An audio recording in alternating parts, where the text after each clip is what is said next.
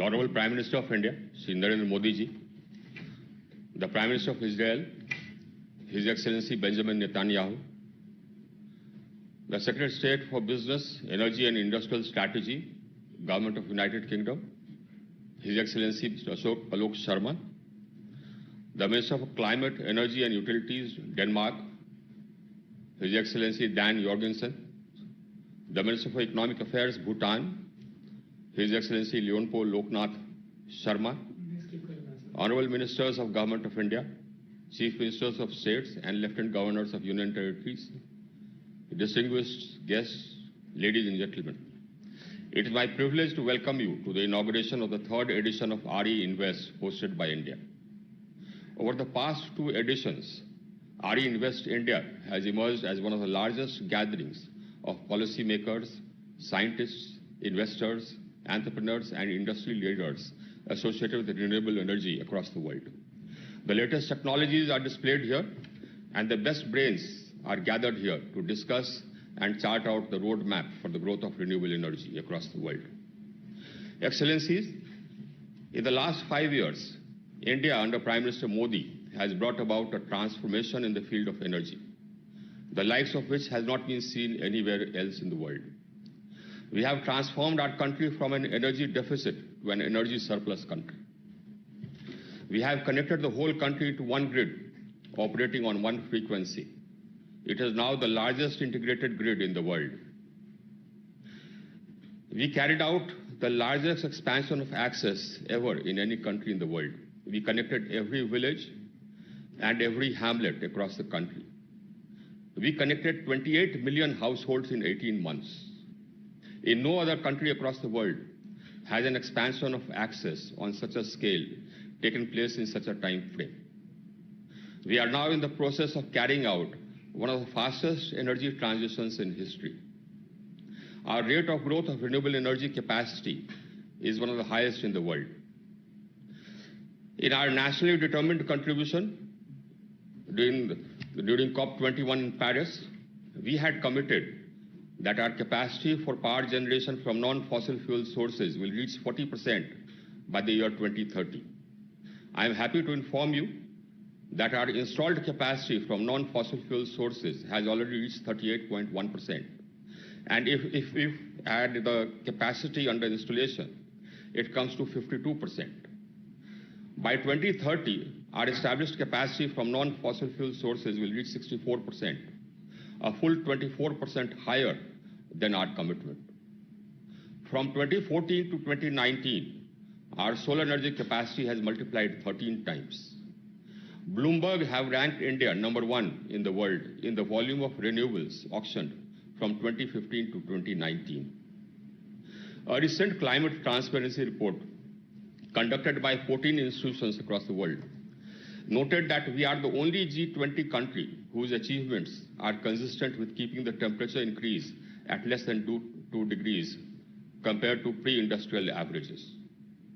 Our Prime Minister launched the International Solar Alliance on the sidelines of COP21, and it is now a rapidly growing treaty-based intergovernmental organization with 88 signatories. The rate of growth is unparalleled. In accordance with the vision of our Prime Minister, we are converting one city in every state into a totally green city. We are shifting our entire agriculture irrigation system to solar under a scheme called Kusum. We are launching feasibility studies for realizing the vision of one sun, one world, one grid, which was initiated by our Prime Minister while inaugurating the last conference of ministers, for connecting countries to take advantage of the fact that when the sun sets in one country, it rises in another. Again, inspired by our Prime Minister, we plan to set up a 10,000 megawatt solar energy capacity in Ladakh, one of the highest plateaus in the country with rarefied atmosphere and extreme cold climate, but which has solar insolation at levels higher than Rajasthan. What we propose to do is to electrify our economy, that is, shift sectors like transport and cooking to electricity. And we propose to green our electricity. We propose to use renewable energy to produce hydrogen and ammonia, and use green hydrogen for steel making and green ammonia for fertilizer production. Ladies and gentlemen, Our renewable energy capacity will continue to grow at a pace even faster than it is growing now. You are invited to join us and our partners and be our partners in this exciting endeavor. Thank you and a warm welcome to you all. I now request His Excellency Dan Jorgensen, the Minister for Climate, Energy and Utilities, Denmark, to address the gathering. Your Excellencies, Honorable Prime Minister Modi and Minister Singh, thank you for inviting me to speak at the inaugural session of the Third Reinvestment Conference. It is truly a great honor. I wish we could have met in real life and not virtually via a screen like this. I would have loved to visit India and see the remarkable achievements you've made on the green transition. I hope that I will get the chance to visit another time in the near future. Meanwhile, I wish your families and your country all the best. While we are fighting a global pandemic, we also have to deal with climate change and the necessary and urgent green transition. It is not easy, but it is in difficult times we show our true character. Now more than ever, we need to keep up the good spirits, stand together, inspire each other, and learn from each other. We want to reach our common climate goals while still securing sustainable economies. Therefore, I also want to show my appreciation and support to your Honorable Prime Minister's statement at the recent G20 meeting on taking decisive action to preserve the planet. It is a great pleasure for me to show Denmark's support for India's commitment to renewable energy and to the international climate agenda. Renewable energy is key to reaching the goals set out in the Paris Agreement. India's ambition of 450 gigawatts renewable energy with 30 gigawatts coming from offshore wind in 2030 is admirable. Put things in perspective. If your offshore target is achieved, India will avoid CO2 emissions that corresponds to almost 1.5 times the annual collected CO2 emissions from Denmark's energy consumption. This shows you the magnitude of the ambitions. India's targets on renewable energy show a strong determination to become an international leader on sustainable development. It sends a strong signal to the industry and to the rest of the world that you are fully committed. I want to give a big thanks to the Indian government for a successful and growing cooperation, most recently underlined with the new Green Strategic Partnership as agreed by our Honorable Prime Ministers in September. The Green Strategic Partnership is a major step in the right direction to meet our common green ambitions and support UN's Sustainable Development Goals. With this partnership, we equally prioritize a closer cooperation on climate, green transition, and trade. I hope that this approach will serve as inspiration for others on tackling these matters. The Green Strategic Partnership makes very good sense, because even though Denmark might be very small compared to India, I will quote your Honorable Prime Minister Modi in saying, Denmark has the skills and India has the scale. And more importantly, now we need scope and speed. The Green Strategic Partnership builds on an already successful government-to-government cooperation on energy. The Indian-Danish energy collaboration has developed quickly since its beginning in 2018. The Danish experiences on offshore wind integration of renewables and electricity planning are already being utilized in India. The successful cooperation on wind energy has already contributed to the development of an Indian wind industry, and it has already created many jobs. I am very excited that the strong Indo-Danish cooperation has entered into a new chapter. This includes an upcoming Danish membership of the International Solar Alliance and strong cooperation on offshore wind and renewable energy. I know that India has shown interest for the Danish work on energy islands. We will be happy to include you on our journey with our ambitious projects. We want to establish the world's first energy islands by 2030. The project is taking offshore wind and integration of renewable energy to the next level. Large-scale power-to-X investments will enable us to store the vast amounts of energy transported and converted into other energy forms. Countries all over the world will be looking to phase out fossil fuels and to integrate new clean fuels like green hydrogen. Development of market-mature green hydrogen is not something that will happen in a very distant future. Green energy is not only needed in the fight against climate change, it is also good for business. I know this for a fact. In Denmark, we've managed to grow our economy while simultaneously reducing energy consumption and bringing down emissions. Decoupling economic growth and energy consumption will be vital to combat climate change. It is inevitable that we scale up on renewable energy to avoid the dire consequences of climate change. Climate risk is probably one reason why private investors are increasingly looking towards sustainable green investments in their financial products. There are several reasons. One is the price of renewable electricity is lower than that of fossil fuels in many markets, and the trend is that fossil fuels will be outperformed over the next few years. Another reason in simply the green investments are no longer only a matter of doing the right thing or mitigating risk. They also make good financial sense in their own right. COVID-19 has even highlighted this trend. During the pandemic, stocks that take into account environmental, social, and governance factors have generally outperformed the rest of the stock market.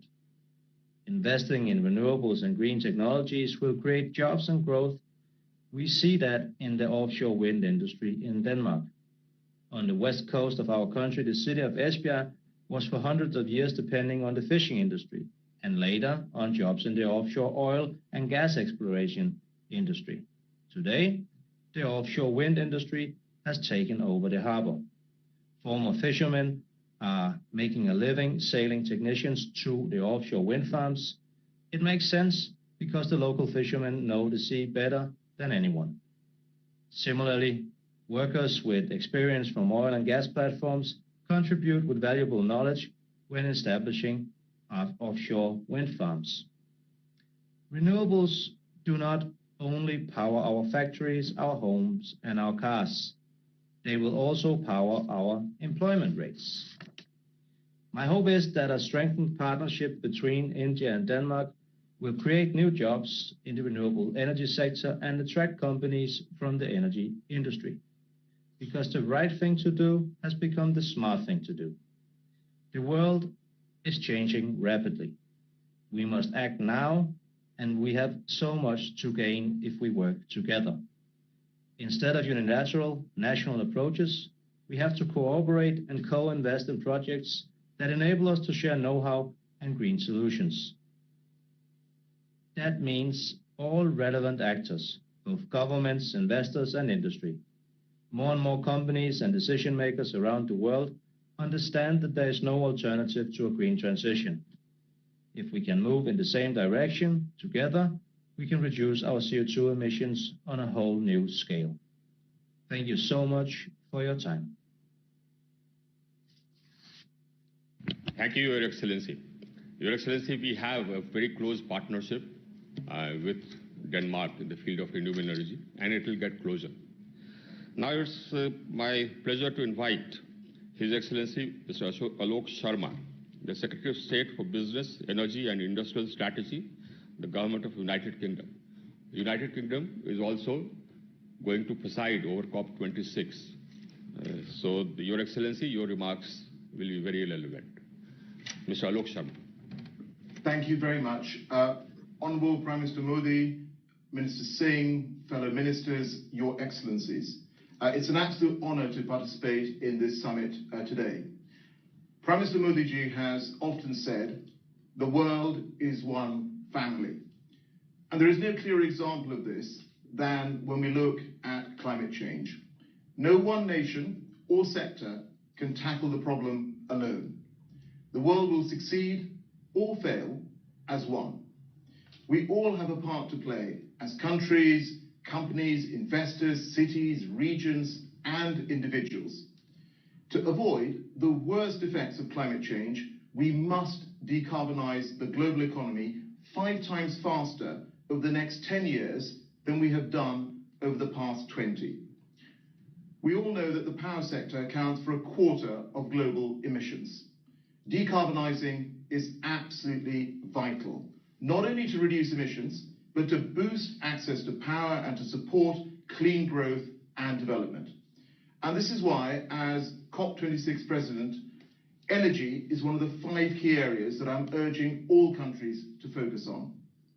And there is no doubt for us, India is a key partner, because here you are a global leader with pioneering international initiatives like the International Solar Alliance, One Sun, One World, One Grid, the World Solar Bank, and the Coalition for Disaster Resilient Infrastructure, which the UK is very pleased to support.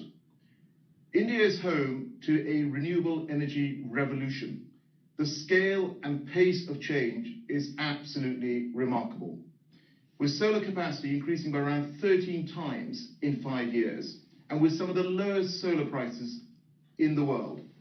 You've already connected 700 million people to power since the year 2000. And thanks to Prime Minister Modi's commitment to generate 450 gigawatts of renewable power within a decade, there will be much, much more to come. Now, it is our experience in the United Kingdom that setting such targets provides investors with confidence and clarity. In the UK, our emission reductions targets have helped us to grow our economy by investments in renewables. This, of course, is vital. To make the global energy transition a reality, we need investors to keep seizing the opportunities presented by the renewables revolution in India and, of course, around the world. And these opportunities are enormous. A study by Imperial College in London and the IEA found that investments in renewables have repeatedly outperformed those in fossil fuels. Whether you look at this over the past 10 years, the past 5 years, or indeed, as Ms. Jorgensen said, in 2020 itself. Solar and wind are already cheaper than coal power in 2/3 of countries. And momentum is building globally behind net zero, with Japan, South Korea, China all recently setting targets. Colleagues and friends will know that on the 12th of December, the UK will co-host a summit with the United Nations and France, and in partnership with Italy and Chile, to mark the 5th anniversary of the Paris Agreement. And this will be a moment for global leaders to show that we can make a step change on climate action. By focusing our efforts collectively internationally, we can drive down costs and increase uptake. And every time we know that the global deployment of solar power doubles, the price has fallen by around 1/3. And that is why the United Kingdom is committed to working in partnership to drive the renewables revolution. We have established the COP26 Energy Transition Council, bringing global leaders together. And we will work with our friends in India on mission innovation, accelerating clean energy innovation globally. We're, of course, also partnering with the government of India to help mobilize private capital into green investments. And our new UK-India Sustainable Finance Forum will increase the flow of sustainable finance. We are both anchor investors in the Green Growth Equity Fund, catalyzing private sector investments from the City of London to infrastructure projects in India. And it is through international partnerships like these, the insight of investors and the ambition countries like India have shown, that we will together continue to usher in the green global future of energy, protecting and nurturing our planet for future generations. Thank you. Thank you, Your Excellency. And we shall work with the United Kingdom together pursuing our goal. for healing nature. Now it's my privilege to put before you a video message by the Prime Minister of Netherlands, His Excellency Mr. Mark Rutte. Namaste, India. Ladies and gentlemen, it's an honor for me to be speaking today alongside my fellow Prime Minister, Narendra Modi. I'd like to thank Minister Singh for hosting today's Meet and Expo, and Secretary of State Sharma and Minister Jurgensen for their valuable input. I'm delighted to be able to contribute to this important event as guest of honor. India is a key global player in many areas, not least when it comes to climate action and renewable energy. It's great to see how like-minded India and the Netherlands are in these fields. We are both firm supporters of the Paris Agreement and active members of the International Solar Alliance. India has made great progress in developing renewable energy. And now that the cost of renewables has reached a competitive level, the Netherlands is also making headway. But of course, this year has been dominated by coronavirus. The crisis has hit our societies hard in all kinds of ways. But it also presents an opportunity. It gives us a chance, once the virus is under control, to build back better, using green principles. Because green investment will not only help us move closer to our international climate and environmental goals, it will also make our economies more resilient to future shocks. It's an opportunity to reshape the future of energy. So let's make sure that economic recovery policies help us move faster towards a secure and sustainable energy future for everyone. Let's take this opportunity to fast-track investment in renewable energy. This will both serve the world economy and mitigate climate change. Besides understanding the need for climate mitigation, our two countries also know full well how important climate adaptation is. And with that in mind, I'm proud that the Netherlands will be hosting the virtual Climate Adaptation Summit in January. It's the first ever dedicated platform of global leaders aimed at accelerating climate adaptation and resilience. There's already a lot going on in this area, and the Netherlands is happy to be contributing our expertise. In India, for example, we are very active in the agricultural, water and energy sectors. These are all key parts of the global climate adaptation agenda. And when it comes to achieving that agenda, India is a crucial global player. So we very much hope that India will be represented at the highest level at the Climate Adaptation Summit in January. As host of the event, that would make me very happy. Let me now focus on the importance of innovation, because that is the foundation of progress.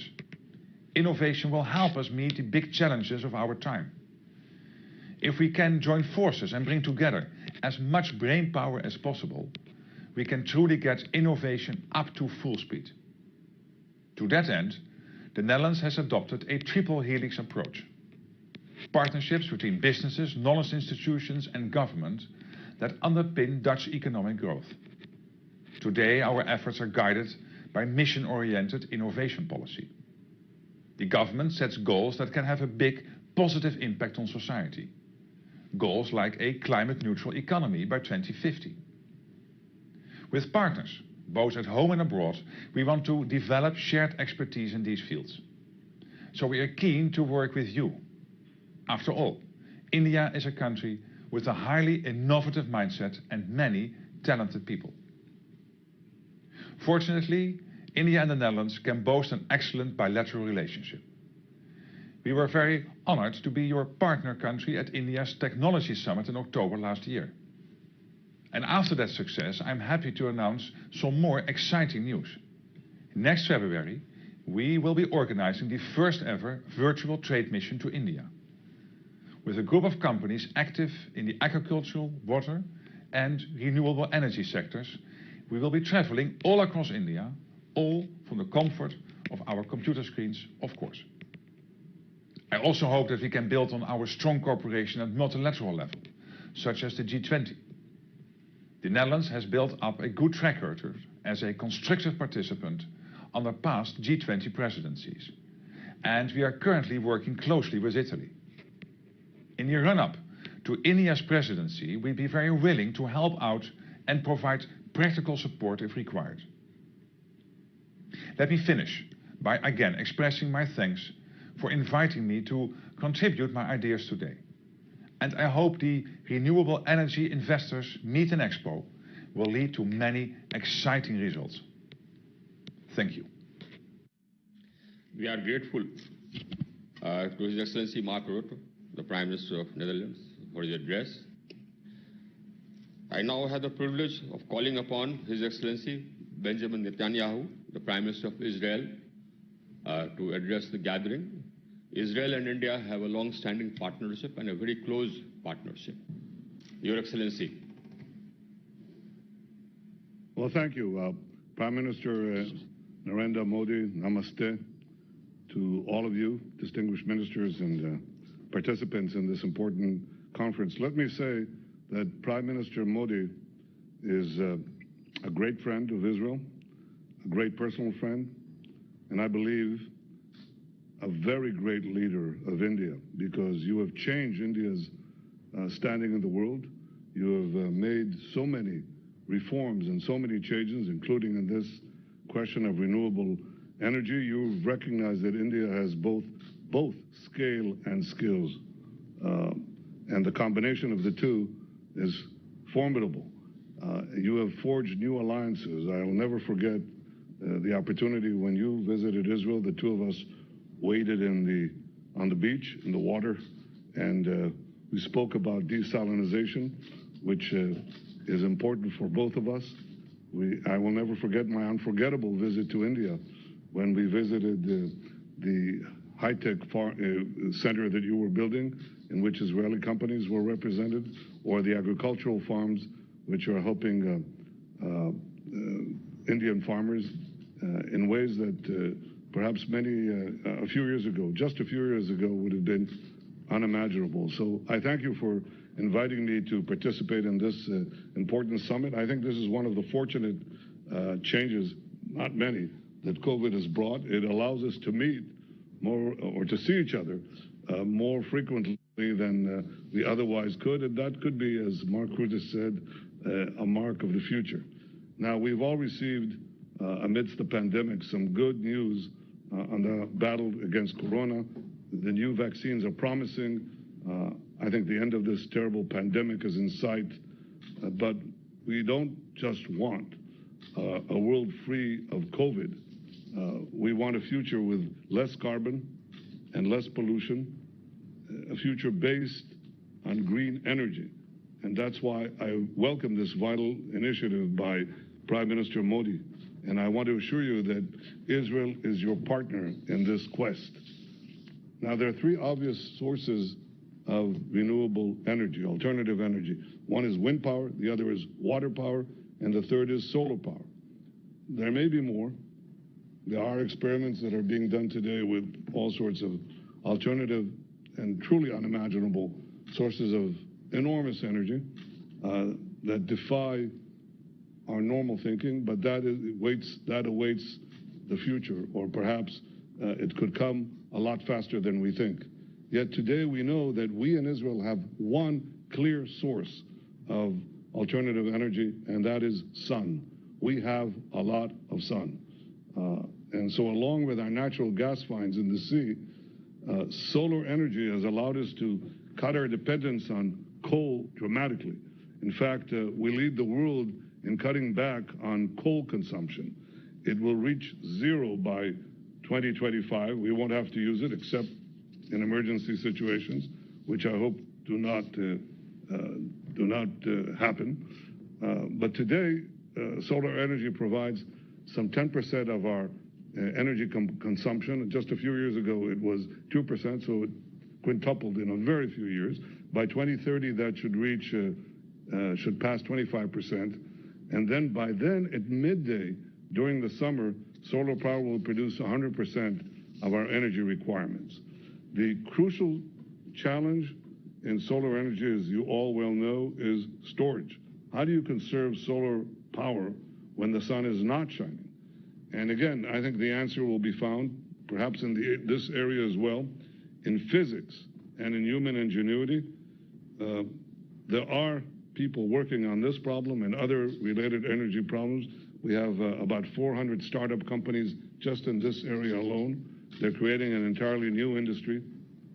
It's amazing what ingenuity does. For example, we have a car industry today. It's not called that, but it produces Waze, the guidance system, the crowdsourcing guidance system, or it produces Mobileye for driverless cars.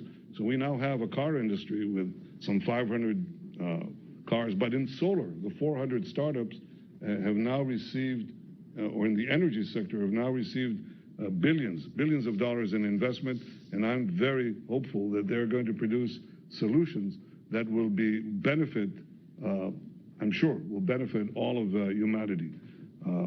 We have recently forged peace agreements with the UAE and with Bahrain, and our cooperation with them includes all these areas, and specifically solar energy.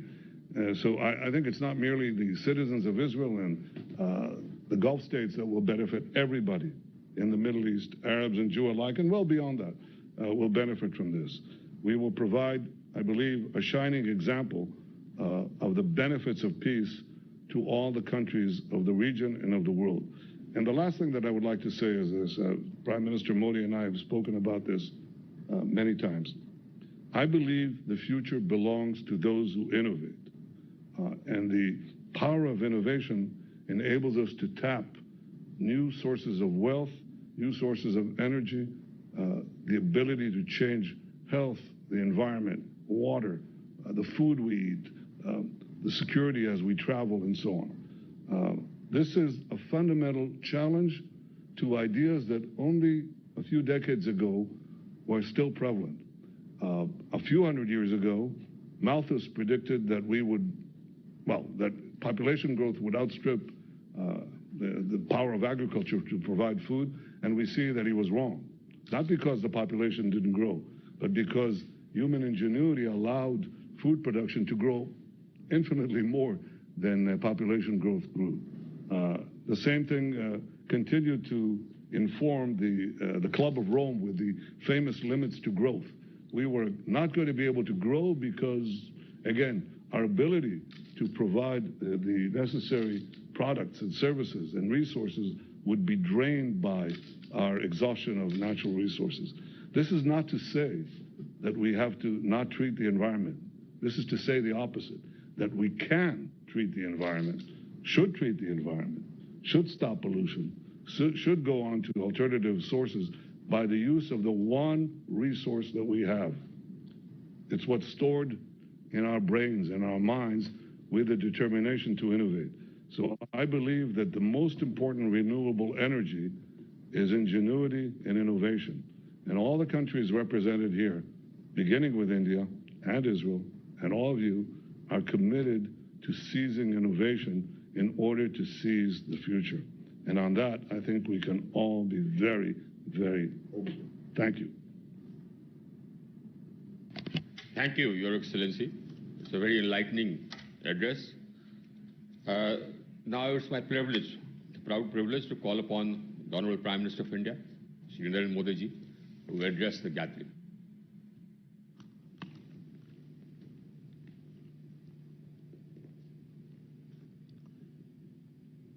His Excellency, the Prime Minister of Israel, honorable ministers from around the world, my cabinet colleagues, chief ministers, lieutenant governors, and distinguished guests. I thank His Excellency, the Prime Minister of Netherlands, for sharing his message. It is wonderful to see all of you as part of the third edition of Reinvest. In the earlier editions, we spoke about our plans for a journey from megawatts to gigawatts in renewable energy.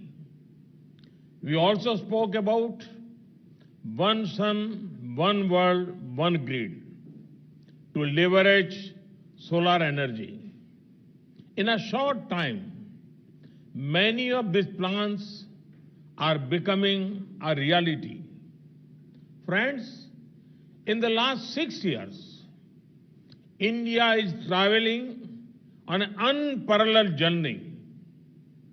We are expanding our generation capacity and network to ensure every citizen of India has access to electricity to unlock the full potential.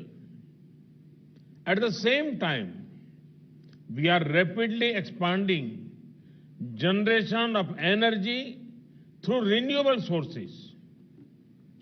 I would like to give you some facts. Today, India's renewable power capacity is the 4th largest in the world. It is growing at the fastest speed among all major countries. The renewable energy capacity in India is currently 136 gigawatts. This is about 36% of our total capacity. By 2022, the share of renewable capacity will increase to over 220 gigawatts. You would be happy to know that our annual renewable energy capacity addition has been exceeding that of coal-based thermal power since 2017.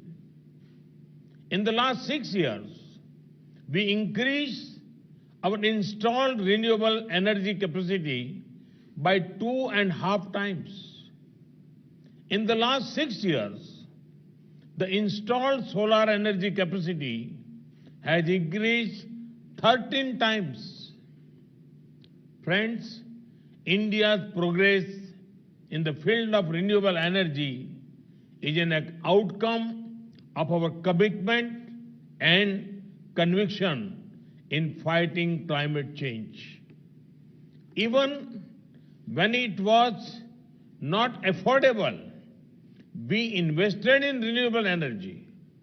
Now, our investment and scale is bringing down cost down. We are showing to the world that sound environment policies can also be sound economics. Today, India is among the very few countries to be on track to achieve the 2-degree compliance goal.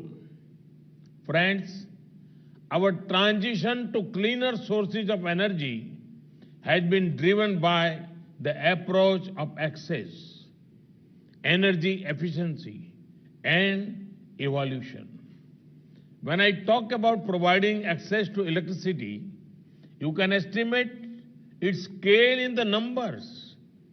In the last few years, over 2.5 crore or 25 million to 28 million households were provided electricity connections. When I talk about energy efficiency, we have not limited this mission only to one ministry or department. We have ensured that it becomes a target for the entire government. All our policies have a consideration of achieving energy efficiency. This includes LED bulbs, LED street lights, smart meters, push to electric vehicles, and decreasing transmission losses. When I talk about energy evolution, with PM Kusum, we are aiming to power our agriculture sector by providing solar-based power to irrigate the fields. Friends, India is progressively becoming a preferred destination for investment in renewables. In the last 6 years, nearly rupees 5 lakh crore or over $64 billion investment has been made in renewable energy sector in India. We want to make India a global manufacturing hub in the renewable energy sector. I will give you several reasons why you should invest in the sector of renewable energy in India. India has a very liberal foreign investment policy for renewables. Foreign investor can invest on their own or collaborate with an Indian partner to set up renewable energy-based power generation projects. India is progressively focusing on innovative bids for supplying 24/7 power from renewables. Solar, wind, hybrid projects have been successfully explored.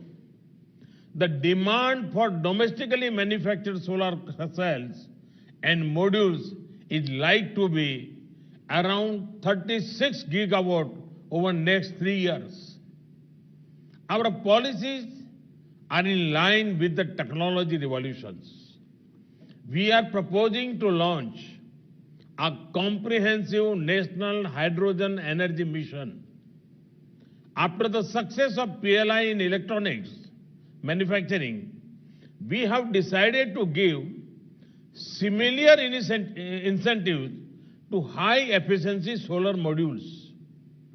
Ensuring ease of doing business is our top priority. We have established dedicated project development cells and FDI cells in all ministries to facilitate investors. Today, every village and almost every household in India has access to electricity. Tomorrow, their energy demand will increase. Thus, demand for energy in India will keep growing. There are huge renewable energy deployment plans for the next decade. These are likely to generate business prospects of the order of around 1.5 lakh crore rupees or $20 billion per year. This is a big opportunity to invest in India. I invite investors, developers, and businesses to join India's renewable energy journey. Friends, this event connects the renewable energy stakeholders in India with the best of the global industry, policymakers, and academia. I am confident that this conference will have fruitful deliberations which will help India steer into a new energy future. Thank you. Thank you very much. Sir, we are really very grateful for your address. And, sir, we have more than 25,000 registered delegates, and they are growing by the minute. On behalf of the Ministry of New and Renewable Energy and the Ministry of Power, Government of India, I want to thank His Excellency the Prime Minister of India, Sri Narendra Modi ji, His Excellency Benjamin Netanyahu, the Prime Minister of Israel, Mr. Alok Sharma, the Secretary for Business, Energy and Industrial Strategy, Government of United Kingdom, His Excellency Dan Jorgensen, the Minister for Climate, Energy and Utilities, Denmark, the Minister for Economic Affairs, Bhutan, His Excellency Leonpo Loknath Sharma, and all the ministers, lieutenant governors, all the dignitaries who are present. The next 2 days are going to be very busy. We have a huge exposition with more than 100 major companies showing their wares virtually. And we have a series of conferences lined up with all the eminent speakers from around the world, which will be, and all these conferences and meetings will be addressing different aspects of renewable energy and climate transition. Excellencies, what we are undertaking, this climate transition, is a partnership. And the presence of you all shows the strength of this partnership. And it is this partnership which will enable us to achieve our climate transition goals and to ensure that our environment is healed again and that we leave behind a planet, a healthier planet for our children and grandchildren. Let me thank you once again. We are really very grateful for taking the time and addressing all of us. And the points which have been made today will be further discussed in the next 2 days. Thank you so much. It's a pleasure.